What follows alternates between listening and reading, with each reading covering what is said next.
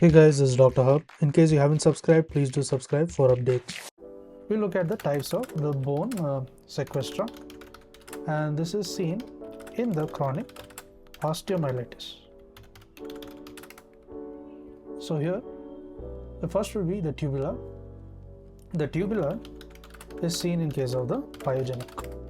Then the ring is seen in the external fixator. The black or the coke is seen in the actinomycosis.